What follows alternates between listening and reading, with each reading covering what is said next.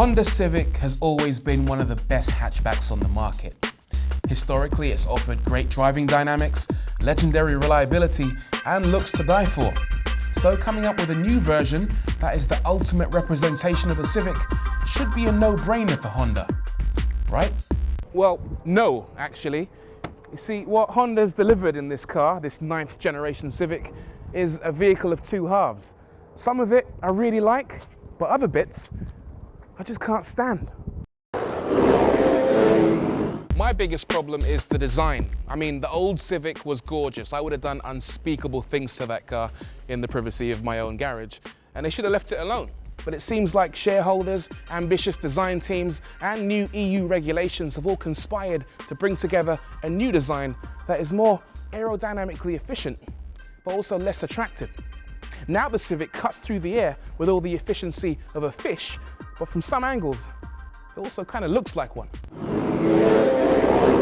Things are a bit better around the back. It has a nice sculpted rear, and I'm loving these rear light clusters, by the way. But again, Honda's implemented something to slightly screw up all their hard work. I mean, they've put this usual split level tailgate thing at the back here, which has a piece of glass at the top and a piece of glass at the bottom, and this big thing in the middle that makes it a little bit hard to see what's going on out the back of the car. Also, it has a wiper on the top section, but what about the bottom section? And that can get really fogged up with rain and mist. I mean, come on, Honda, what? This bit doesn't deserve to be clean? Huh? The Civic's physical design quirks don't compromise it completely. It might look a bit odd in places, but its weird shape provides an incredible amount of storage space. The boot is absolutely hench. It's got a 477 litre capacity, and that's bigger than the Focus, the Volkswagen Golf, and the Vauxhall Astra.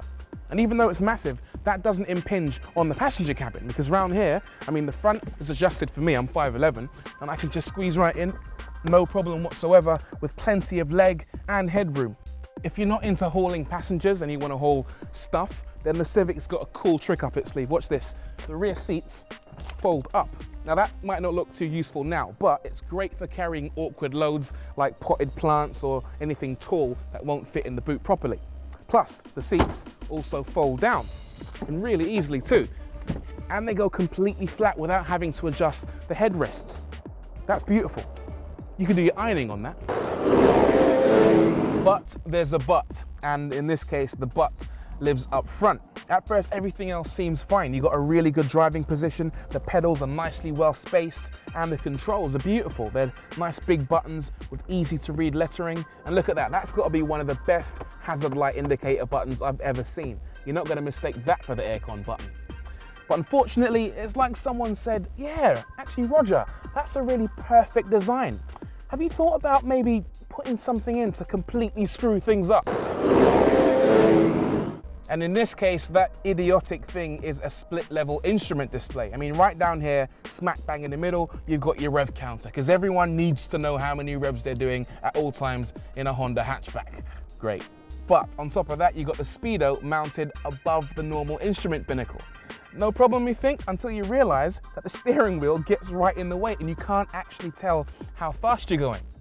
Actually, that's a lie. You can see the speedo, but not if you're too short or too tall, or you drive in any way like a normal human being.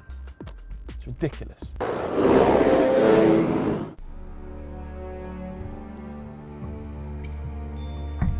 All those minor gripes are a bit of a shame, because if there's one thing the Civic does really well, it's drive brilliantly. Every time I get inside this thing, it kind of takes me by surprise. I expect it to be mediocre, but this thing can really move. I'm not saying it's fast. It can be if you get the 2.2 litre diesel model. This is the 1.4 and it's not exactly nippy. What I'm talking about is the ride and handling. The suspension is brilliantly judged. Not only does it float over speed bumps and potholes like they weren't there, it also somehow manages to keep flat through the corners. It's agile. Agile is the word I'm looking for. I can throw this thing around, point the nose somewhere, and it'll do exactly as I want. So the big question then is, would I buy one of these with my own money? You're probably thinking, no, I wouldn't, because it is so flawed in places. But I'll tell you, there are a couple of things that really sway it for me. One, it's really practical. Two, it drives extremely well. And three, it's very comfortable. It ticks all the important boxes. And for those reasons, I think, yeah, definitely, I would buy a Honda Civic. It makes you wonder though, because if Honda's engineers can deliver a car so flawed, yet so brilliant, what kind of Honda Civic could they deliver if they really tried?